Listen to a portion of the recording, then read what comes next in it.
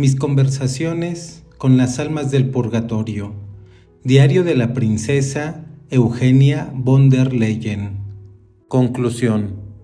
Lectores que atenta y seriamente han estudiado el diario se extrañan de que las almas que se aparecían a la princesa no solo le daban a conocer sus sufrimientos y pecados, sino que además se comportaban de una manera malévola con ella. Sin embargo, también comparten la opinión común de que nada impuro puede gozar de la vista de Dios, mas suponen que los fallecidos reciben una comprensión más clara del mundo espiritual y que sufren, por así decirlo, apenas exteriormente, las representaciones de las almas del purgatorio, hechas por pintores ingenuos, acentúan especialmente las torturas en medio de las llamas, soportadas por los penitentes arrepentidos. Se imaginaban que la esencia del purgatorio nada más consistía en fuego exterior y que el elemento constitutivo de una pobre alma era solo el anhelo de Dios, unido a un gran arrepentimiento. En las pinturas y meditaciones no se mostraba la idea de que una pobre alma pudiese ser mala. Por el contrario, se excluye la posibilidad de tal hipótesis. Incluso en el infierno de Dante, las almas condenadas padecían más por horribles manifestaciones externas de sufrimiento y desespero que por sufrimiento originados en el interior de su propia naturaleza. Pero lo que el arte aparentemente no podía representar no escapó a la intuición mística de los hombres. Con profunda emoción brotaba, a veces, por ocasión de alguna muerte repentina, las palabras de la Escritura en los labios de una persona en duelo: donde cae el árbol, allí se queda. Donde cae el árbol, allí se queda. Eclesiastés capítulo 11, versículo 3. Santo Tomás de Aquino compara el alma del hombre a una hoja en blanco, en la cual, en el transcurrir de su vida, anota todo cuanto se refiere a su espiritualidad y su conducta moral. El alma asimila lo que llega a conocer y amar. El espíritu del hombre, con su libre voluntad, escoge lo que quiere asimilar de conocimiento y de amor. El hombre religioso relaciona el contenido de sus conocimientos al amor a Dios y al prójimo. Sin embargo, durante su existencia humana, el hombre puede alterar y revertir los valores y considerar al mundo y a sí mismo como el máximo de los valores. Por lo tanto, los valores de la vida corporal y material se vuelven los más importantes, mientras que los valores sacrosantos se alejan tanto que ya no se consideran como reales e irán desapareciendo gradualmente en el día a día. Y el hombre que alguna vez aprendió a ver en la imitación de Cristo la forma de vida para santificarse, se convierte ahora en un adversario del Señor. El misterio de la Santa Comunión con el Salvador se cambia por la comunión impía.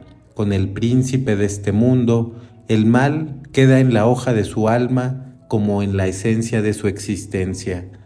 Cuando el hombre deja su cuerpo cual vestido viejo, nada cambia de aquello que en vida quiso conocer y amar. Su alma entra en el más allá con todo lo que asimiló en su vida terrena, virtudes y pasiones, vicios e inclinaciones secretas, todo cuanto formaba su ser. Hay, sin embargo, una gran diferencia. Las distracciones que el cuerpo le permitían ya no existen y no serán más posibles. Él debe sentir la existencia y los deseos de su alma sin mitigación alguna. Una cosa sí es totalmente cambiada: la comprensión de los valores y antivalores de la vida. Ahora comprende que el bien y Dios son inseparables y que sus pecados significan llanto y crujir de dientes. La concupiscencia o la curiosidad de los ojos, la concupiscencia de la carne y la soberbia de la vida, la malicia contra los hombres, el rebelarse de su propia voluntad en contra de la voluntad de Dios, que una vez causaron deleite a su cuerpo, ahora los experimenta como un cáncer espiritual como una lepra en lo íntimo de su ser, como una espantosa vergüenza y dolor, como tiniebla, desespero y soledad. Sus pecados ahora son llamas que lo devoran y que al mismo tiempo le dan la forma que más le conviene. En vida sus pecados parecían ser apenas algo exterior, mas ahora, sin embargo, son ellos quienes determinan su propia figura, su aspecto, su forma, su actitud y todo su ser. Un poeta del siglo XIII nos dejó una secuencia que, hasta el Vaticano II, hacía parte de la misa por los difuntos. Él experimenta la preocupación que los hombres sienten al respecto de su existencia después de la muerte, a causa de sus pecados. También oramos por el difunto, pues toda la humanidad conoce su situación de pecadores ante su Creador y Señor, y creemos que en la muerte se realiza el juicio. Oh día de ira aquel, en que el mundo se disolverá, como lo atestigua David y Sibila. Cuán grande será el terror cuando el juez venga a juzgarlo todo con rigor. La trompeta, al esparcir su atronador sonido por la región de los sepulcros, reunirá a todos ante el trono. La muerte se asombrará y la naturaleza, cuando resucite lo creado, responderá ante el juez. Se abrirá el libro en el que esté escrito todo aquello por lo que el mundo será juzgado. Entonces el juez tomará asiento. Cuanto estaba oculto será revelado, nada quedará oculto. ¿Qué diré yo, miserable? ¿A qué abogado acudiré? Cuán aún el justo apenas está seguro. Oh Rey de terrible majestad, que a los que se han de salvar, salvas gratuitamente. Sálvame, fuente de piedad. Acuérdate, piadoso Jesús, de que por mí has venido al mundo. No me pierdas en aquel día. Al buscarme, fatigado tomaste asiento, me redimiste padeciendo en la cruz. Que no me quede en vano tanto trabajo, oh justo juez de las venganzas, concédeme el perdón en el día en que pidas cuentas. Gimo como reo, la culpa ruboriza mi cara, perdona, Señor, a quien te lo suplica. Tú perdonaste a María Magdalena y escuchaste al ladrón, y a mí mismo me diste la esperanza. Mis plegarias no son dignas, pero tú, buen Señor, muéstrate benigno para que yo no arda en el fuego. Dame un lugar entre tus ovejas y apártame del infierno, colocándome a tu diestra. Arrojados los malditos a las terribles llamas, convócame con tus elegidos. Te ruego suplicante y anonadado, con el corazón contrito como el polvo, que me cuides en mi hora final. Oh día de lágrimas, aquel en el que resurgirá del polvo el hombre para ser juzgado como reo. A él perdónale, oh Dios. Piadoso Señor Jesús, dales el descanso eterno. Amén. La misa con los difuntos de cuerpo presente finalizaba hasta el Vaticano II con él libera. También esta oración hoy en día no se reza más, al tiempo expresa la divina majestad y su reino universal. Sálvame, Señor, de la muerte eterna en el día de terror, cuando cielo y tierra sean sacudidos y vuelvas a juzgar al mundo con fuego. Las pobres almas y el purgatorio en la enseñanza de la Iglesia.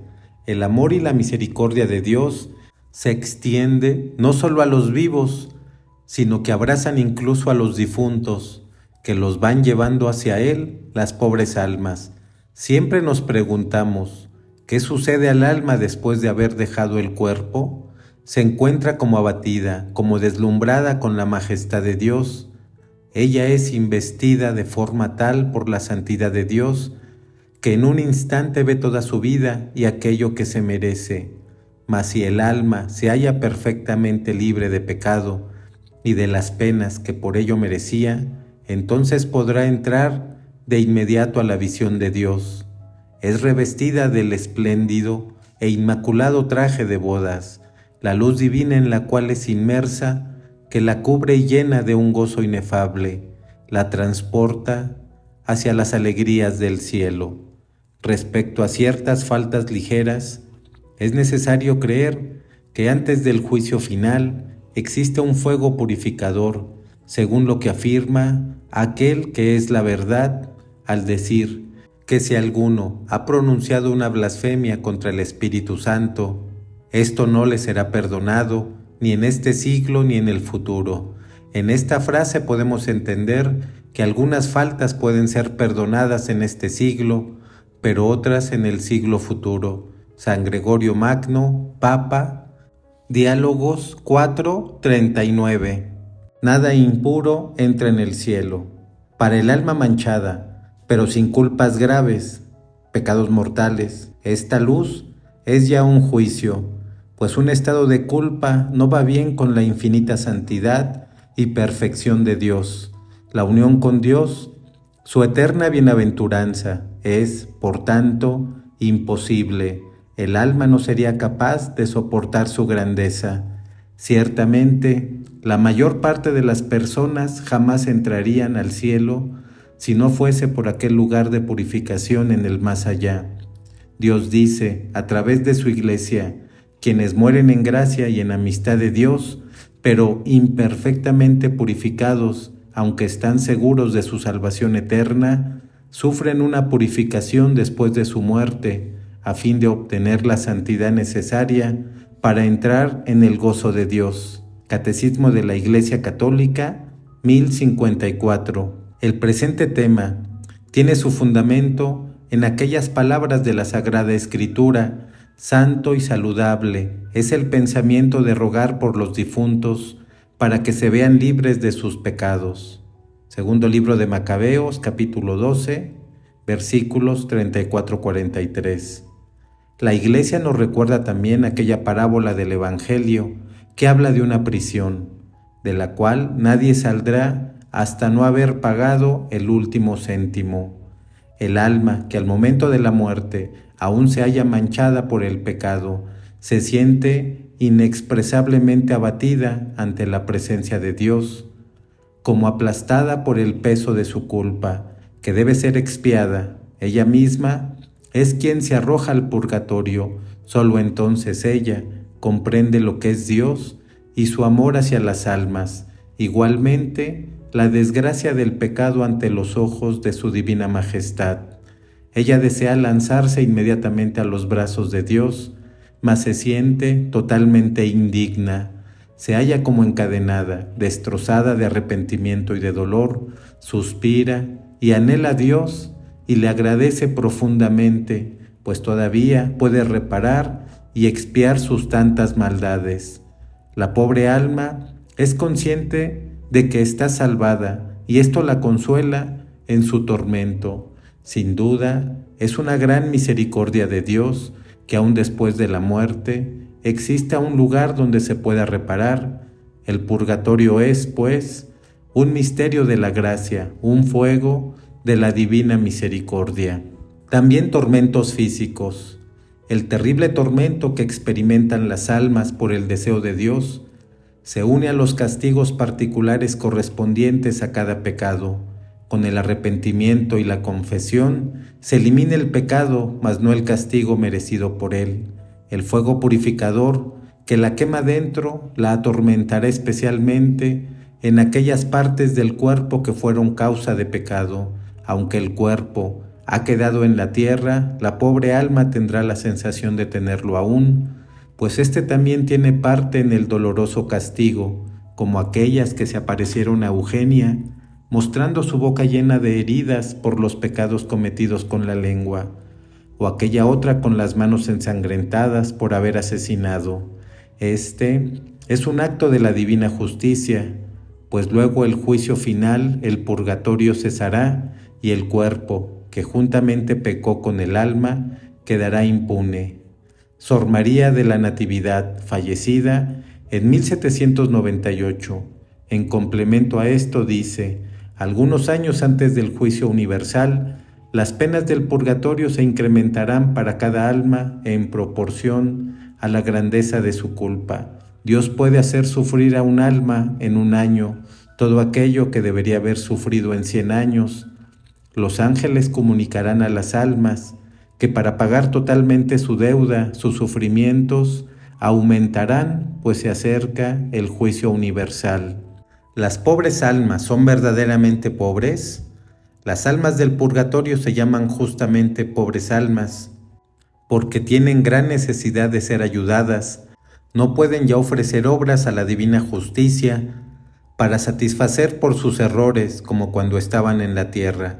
El señor obispo, Monseñor Kepler de Rottenberg, gran predicador de las almas del purgatorio, dice: en el purgatorio las almas se asemejan al péndulo de un reloj, sufren y esperan, sufren y esperan. Las almas sufren y sufren sin ganar ningún mérito. En cambio, al soportar pacientemente los dolores en el mundo, le hacen merecer la felicidad eterna. Los sufrimientos y penas de estas almas, según San Agustín, son peores que los tormentos que padecieron los mártires. Según Santo Tomás de Aquino y San Buenaventura, las almas en el purgatorio arden en un fuego semejante al del infierno, como los condenados, con la sola diferencia que las primeras agradecen y bendicen a Dios por su salvación y las otras en cambio lo maldicen. Esta es la razón por la que estas benditas almas son tan pobres, más que un mendigo, pues lo único que pueden es sufrir. Según la beata Ana Catalina Emmerich y Ana María Lindmayr, las almas que no pertenecen a la Iglesia son unas de las más necesitadas, pues no tienen a nadie que oren por ellas, quedan en absoluto abandono. Sus familiares, que no creen en el purgatorio, no rezan por ellas ni hacen actos de caridad en su favor. ¿Las pobres almas ruegan por los vivos?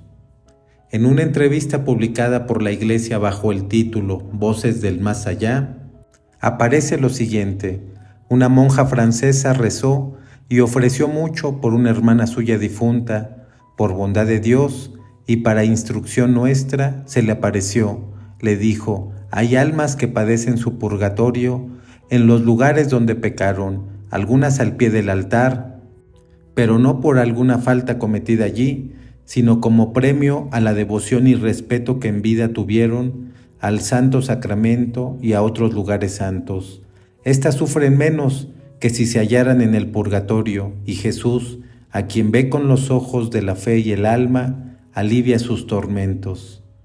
Las almas del purgatorio no están ocupadas solamente en sus sufrimientos, ruegan mucho para que se haga la voluntad de Dios y por los hombres que les han abreviado y aligerado sus dolores.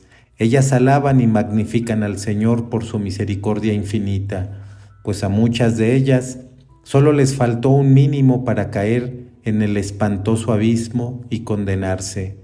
Nunca podremos llegar a imaginar el enorme agradecimiento de estas pobres almas que de tal forma fueron liberadas de Satanás. La indulgencia plenaria es muy rara. Entre otras, una de las preguntas que la monja le hizo a la difunta fue: ¿te ayuda la indulgencia plenaria?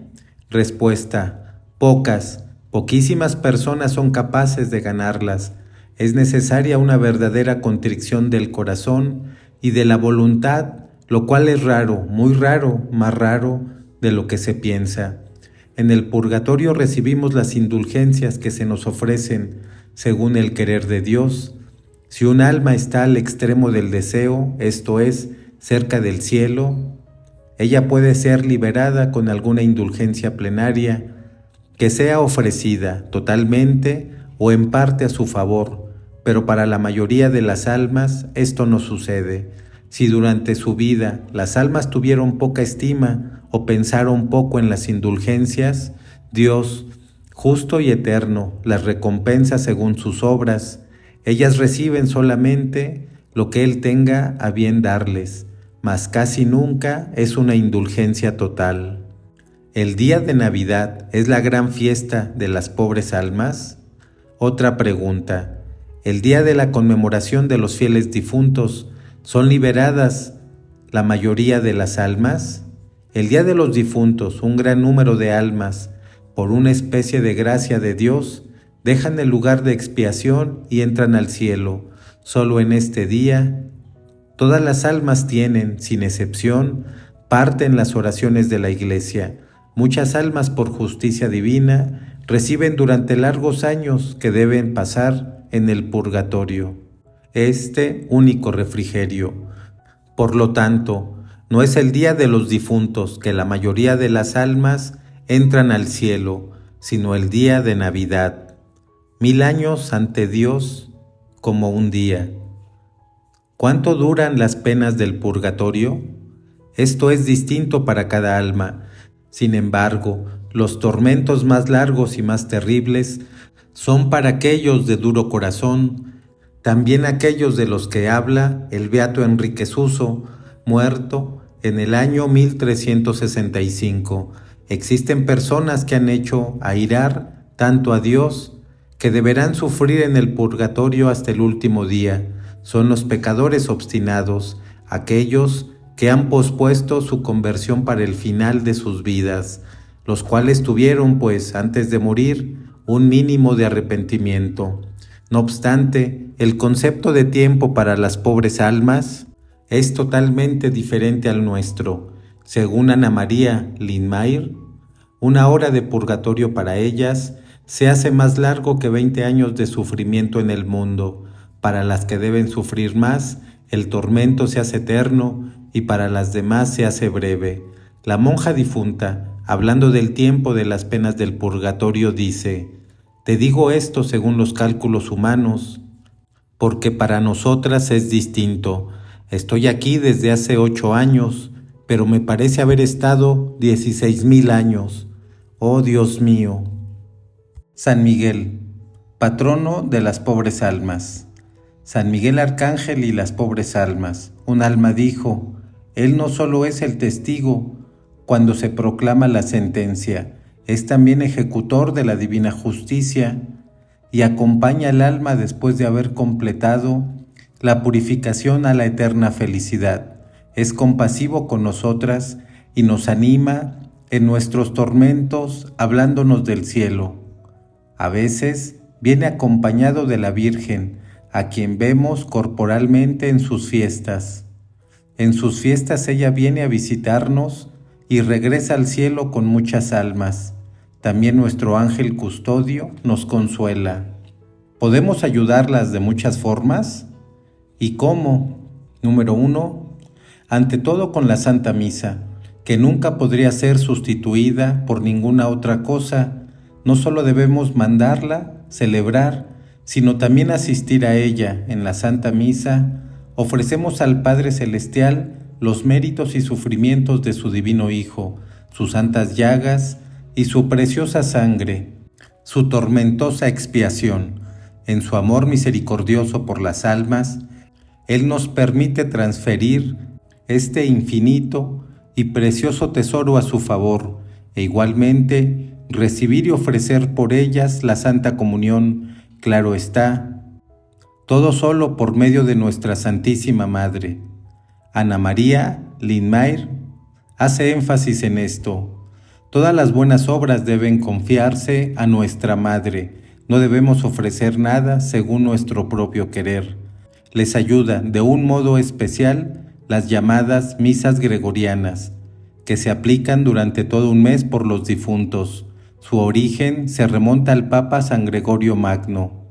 En su libro Diálogos se lee que San Gregorio tuvo una revelación por la que constaba que un religioso llamado Justo había pasado del purgatorio a la gloria gracias a la celebración de la Santa Misa, en la que se pidió por su eterno descanso y el perdón de sus pecados durante 30 días consecutivos.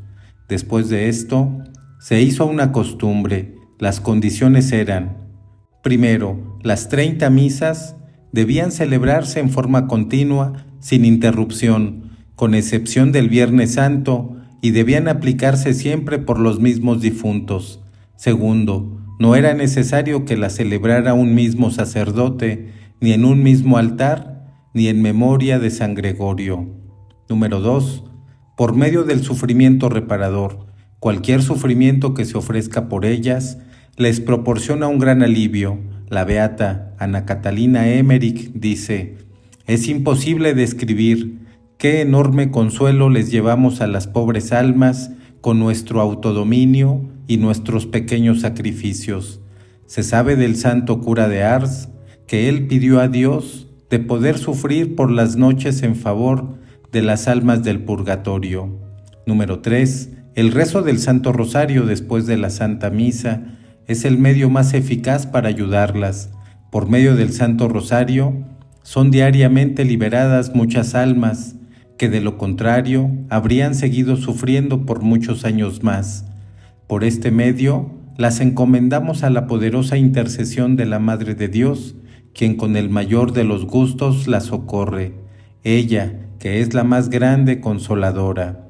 Número 4. También con el rezo y meditación del Vía Crucis les aliviamos en gran medida sus tormentos, ofreciendo al Padre los dolores y muerte de su amado Hijo y las lágrimas de su querida Madre. En cada estación podríamos agregar: oh Jesús mío, por tu crucifixión, ten piedad de nosotros y de todos los difuntos. También le es de gran provecho la oración de las 5 llagas, especialmente frente a la tumba del difunto. Número 5. Las indulgencias son de un valor inestimable. Fue lo que le dijeron las almas a María Sima. Ciertamente, pues ellas acortan sus padecimientos. De hecho, la indulgencia es la remisión total o parcial ante Dios de un castigo temporal por pecado que ha sido perdonado, pero no expiado. Atendamos a estos tesoros de gracias que Jesús ha ganado para nosotros con su pasión y nos es dado por medio de la Iglesia. Número 6. Ejercicios de virtud y buenas obras. Jesús, por medio de Ana María Lindmayr, nos recomienda: debemos proponernos cada semana una virtud específica y ejercitarnos en ella ante Dios y los hombres, aprovechando cada oportunidad que se nos presente. Estos actos, sin embargo, debemos ponerlos en manos de la Santa Madre por medio de nuestro ángel custodio, para que ella los use como convenga mejor. Por ejemplo, los actos de humildad y de renuncia de sí mismos pueden servir para aquellas almas que deben sufrir a causa de su soberbia y desprecio de los demás. Ella dice expresamente: es justamente con la humildad que podemos ayudar a las pobres almas, mucho más que con cualquier penitencia que pudiéramos hacer. Los sufrimientos de las almas que en vida pecaron con el demasiado comer y beber pueden ser aliviados con el ayuno. Otras, en cambio, tienen necesidad de actos de paciencia y dulzura para verse libres de las penas debidas a su impaciencia e ira. Los tormentos de quienes fueron duros de corazón pueden ser mitigados con las obras de misericordia. A estos les ayuda especialmente ayudar con donaciones para las misiones. Número 7. Un medio muy fácil para ayudarlas es la buena intención. Por ejemplo, antes de hacer cualquier cosa, decir: en el nombre de Dios, oh Jesús, todo por ti, o todo por tu sagrado corazón, por medio de tu Santísima Madre. Aquella monja difunta dijo esto tan importante a su hermana. Sucede en el mundo y hasta en los monasterios, que muchas acciones y obras buenas en sí mismas no obtendrán en el día de la recompensa premio alguno por no haber sido antes ofrecidas a Dios. También el llamado acto heroico de caridad hace parte de estas buenas intenciones en alivio de las almas. En este acto consiste en ofrecer voluntariamente todas las obras buenas que hagamos en favor de los difuntos. Con esto no perdemos nada, porque aquello que hicieron al más pequeño de mis hermanos, a mí me lo hicieron. Número 8.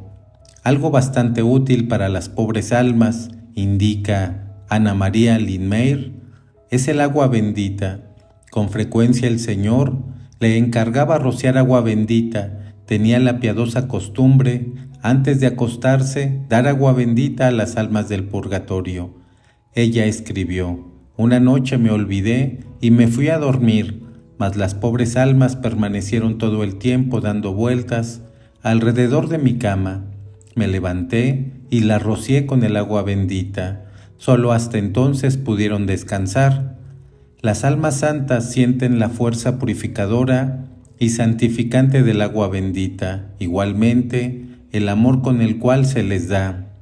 Santa María Magdalena de Pazzi solía decir a sus novicias: hermanas, no suban inútilmente las escaleras, queriéndoles decir que hasta las más pequeñas acciones la hiciesen como actos de obediencia y con recta intención, ofreciéndola a Jesús por amor a Él. Número 9. Incluso el encender velas en su nombre las ayuda. Primero, por tratarse de un gesto de atención y amor hacia ellas, y lo otro, porque al estar benditas, iluminan las tinieblas en que se pueden encontrar. Meditemos sobre nuestra enorme miseria y la desgracia que es estar en pecado, incluso venial, y hagamos nuevamente el firme propósito de combatir, con una entera confianza en la gracia de Dios, nuestra debilidad y nuestra maldad. Vivamos desde hoy conscientes de la divina presencia de Jesús en nosotros, para que seamos invadidos de su amor, que todo lo abraza, y conformados plenamente a Él, en esta íntima unión con Dios, podremos desprendernos de todo y dar mucho más a aquellas que no pueden hacer nada por sí mismas, las pobres almas del purgatorio. Oración de ofrecimiento por las almas del purgatorio. Amabilísimo y buen Dios, porque es tu voluntad que oremos por las pobres almas del purgatorio, te ofrecemos por medio de las purísimas manos de María, nuestra Madre, todas las misas celebradas en este día, para gloria tuya y por la libertad de todas las almas del purgatorio. Te rogamos humildemente que tengas piedad de todas ellas y canceles sus culpas, por los infinitos méritos de tu amadísimo Hijo. Amén.